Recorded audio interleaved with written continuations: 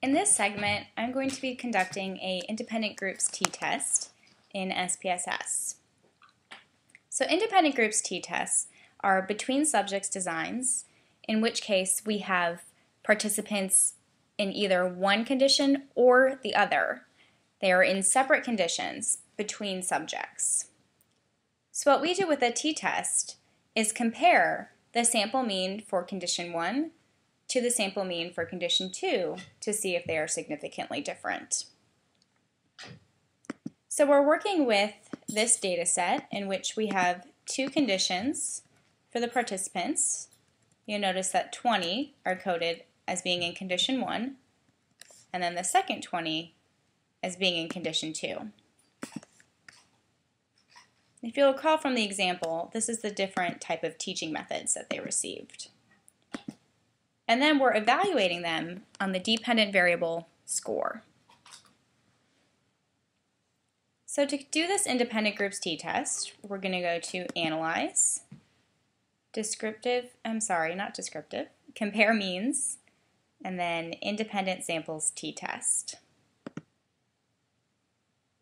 Reset that for a second.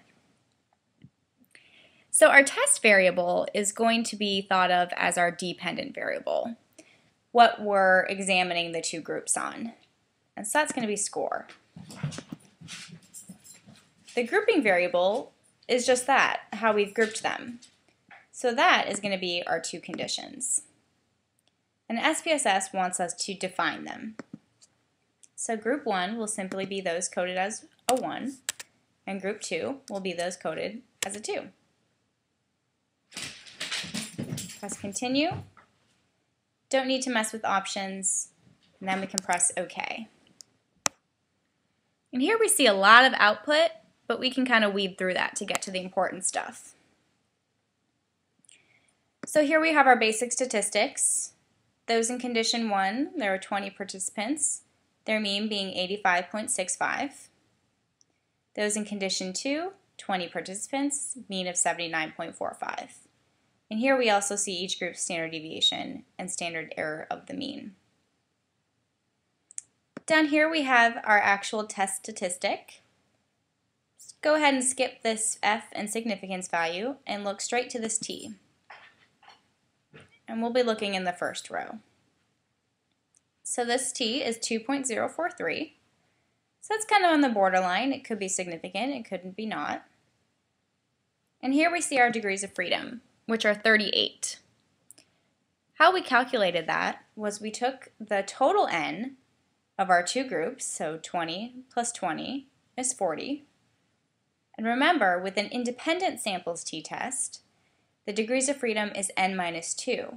So that's 40 minus 2, and we get 38. And then we can look at our significance value, which is 0.048, so just less than 0.05. So just barely significant. But we're still able to reject the null and say yes, our group 1 is greater than our group 2. There is a significant difference between the conditions. And that is an independent samples t-test in SPSS.